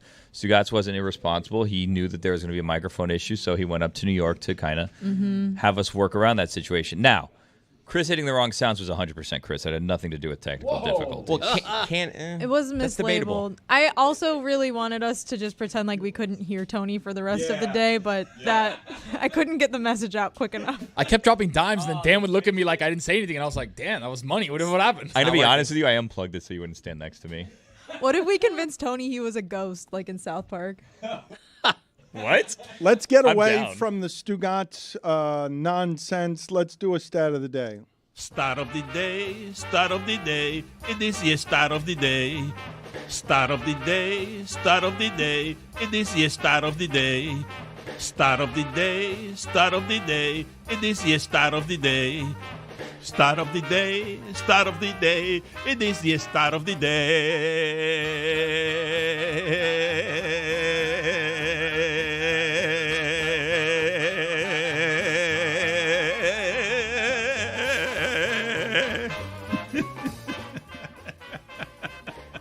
Stat of the day is presented by Miller Lite. This stat is courtesy of Taylor. Actually, I haven't seen it yet. I'm not sure what it is. Since April 1st, Stugotz has been on 55% of Le Batard shows. Good for him. Is that good? Is Damn it? right. That's the way to do it in a contract year? Yeah, he's flexing, man. He's playing it. This is a free market, and he's out there earning it, leveraging it. More power to him. I'd argue, last 2 shows, he's been part of the show while not being part of the show, so. I'd argue less power to him. So would I. Some power to him. Minimal power to him. No, zero. Look, FAN had a chance to give him the power and then didn't give him the power. You got to be careful if you give Stugotz the power. With great power comes great responsibility. He doesn't like that part.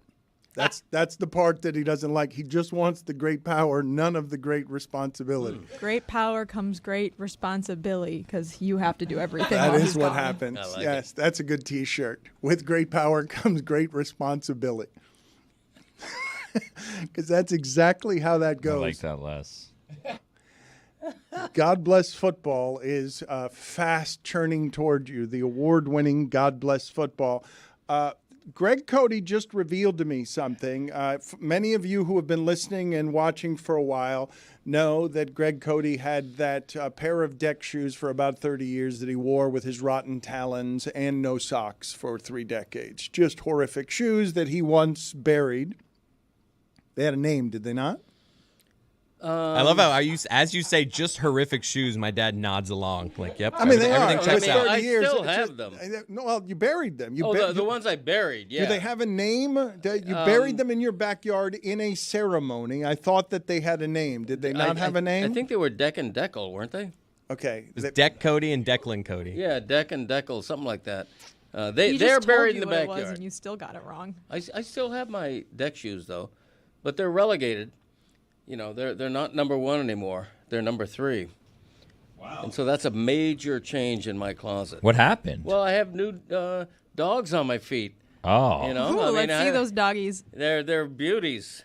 I don't want to advertise shoes, but All right. Oh, he's lifting he the has leg. purchased Skechers. Purposely hiding them from the camera, like lift them up a little He bit. can't lift his leg that high, and his belly gets in the way. He doesn't have the Chris Cody flexibility. he has Dad, pu- can you put your foot over your head? He is Answer the phone.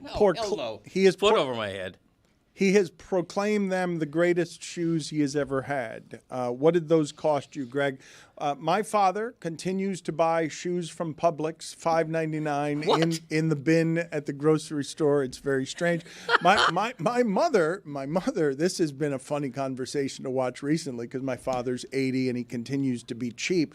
She just keeps looking at him. She's 79. What are we saving it for? Isn't this the time that we were saving it for? Why are you still being cheap?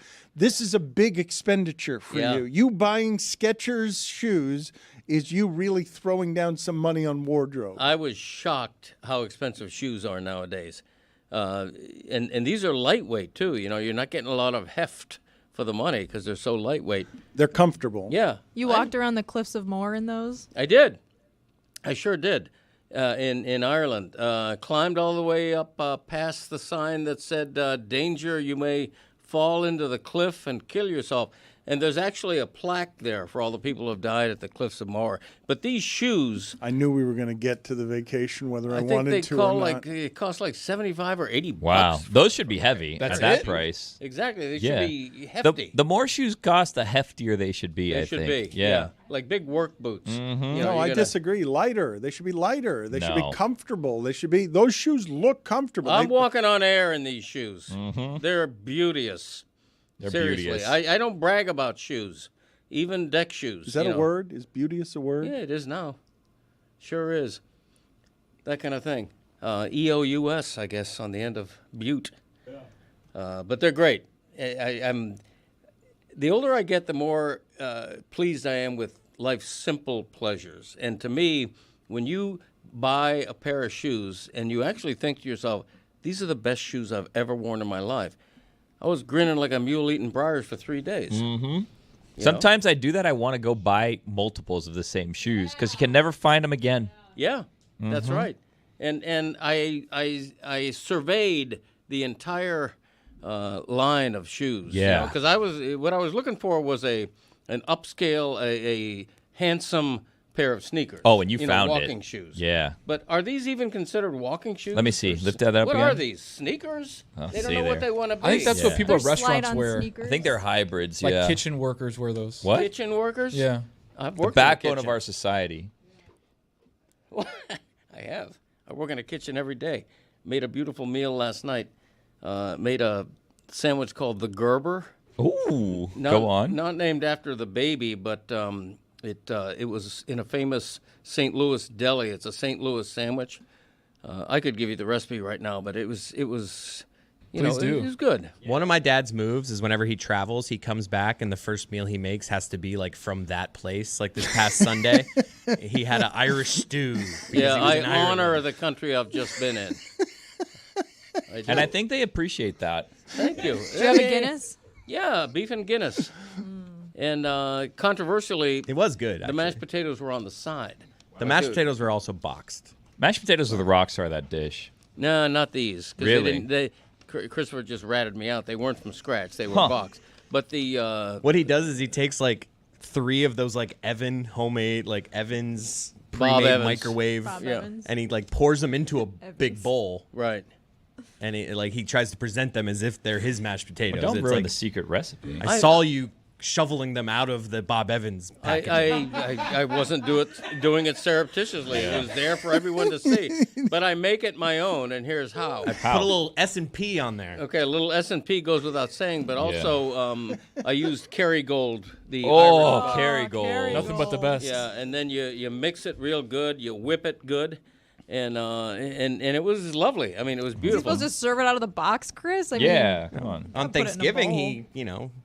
real potatoes. Well, that's a special holiday, occasion, and your yeah. mother, who doesn't lead the league in kitchen. boy. No. Your mother makes the mashed potatoes every Thanksgiving. No, she would admit that. She'd admit it. No, She yeah, makes- just like I'd admit that I'm fear salicotta. Yeah.